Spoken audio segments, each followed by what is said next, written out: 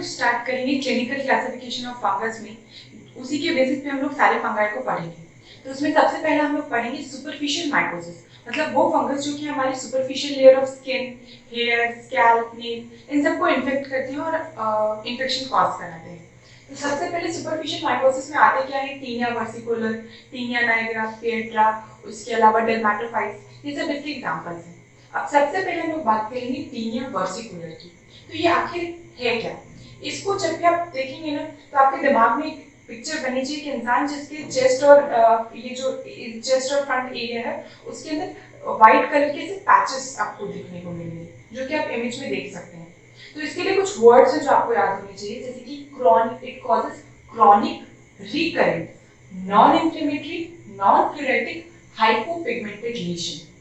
Non inflammatory मतलब जैसे inflammatory science क्या होते हैं, र्यूबर, कैलर, ट्यूमर, ये कोई भी साइंस हमें देखने को नहीं मिलते हैं, कोई ना रेडनेस है ना स्वेलिंग है, ये सारे कोई भी साइंस अपन को नहीं देखने को मिलते, इसीलिए नॉन इंफ्लेमेटरी।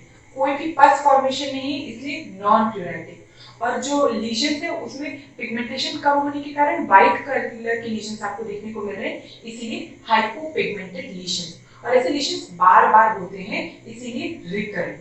तो टीनिया वर्सिकुलर क्या कराता है, chronic, recurrent, non inflammatory, non curative, hypopigmented lesions. और ये मोस्टली कौन से एरिया ऑफ बॉडी को इन्वॉल्व करता है, तो anterior surface of the body, mostly chest surface और flexor area of surface of the body को इन्वॉल्व करता है। अब इसका एजेंट कौन सा है, ये कौन सा फंगस करा रहा है, तो मेलिसेजिया फरफुर जो कि ग्लाइकोफिलिक फंगस होता है, वही मोस्ट कॉमनली इसे कराता है।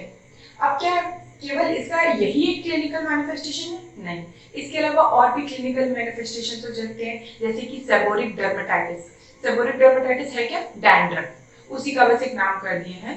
उसके अलावा एटोपिक डर्मेटाइटिस, उसके अलावा फॉलिकल्स, हेयर फॉलिकल्स का इन्फ्लेमेशन हो सकता है, जैसे हम लोग फॉलिकुलाइटिस बोल सकते हैं। ये अदर मैनिफेस्टेशन है, लेकिन मोस्ट कॉमन मैनिफेस्टेशन यही होते हैं टीनिया वर्सिकुलर का। एजेंट क्या हो गया, मेलिसेजिया फरफर जो कि ग्लाइकोफिलिक फंगस है। और अब हम लोग इसका अगर जब लैब डायग्नोसिस करते हैं तो सबसे पहले क्या करेंगे, स्पेसिमेन कलेक्शन करेंगे। स्पेसिमेन कलेक्शन स्किन से या फिर हेयर से हम लोगों ने ले लिया, उसके बाद उसको 10% KOH के साथ ट्रीट करेंगे। फिर जो है जब हम लोग उसको डायरेक्ट माइक्रोस्कोपी में देखेंगे तो हमें उसमें यीस्ट फॉर्म और मोल्ड फॉर्म, दोनों फॉर्म को एग्जिस्ट करते हुए मिलते हैं। और इसीलिए ये जो आपको हाइफे का फॉर्म दिख रहा है वो क्या होगा, मोल्ड फॉर्म, और ये जो बडिंग टाइप सेल्स है वो क्या होगा, यीस्ट फॉर्म। और इस वाले अपीयरेंस को हम लोग बोलते हैं spaghetti and meet ball appearance. मैंने आपको ऊपर एक spaghetti and meet ball appearance और माइक्रोस्कोप पे वो कैसा दिखेगा वो दोनों की इमेज लगा दी है, और इसी को कंपेयर किया गया और इस अपीयरेंस को बोला जाता है spaghetti and meet ball appearance. उसके अलावा इसका हम लोग कल्चर कर सकते हैं एग्जामिनेशन के लिए, तो STA में वो हमें किस तरीके से फ्राइड एग कॉलोनी का अपीयरेंस देता है।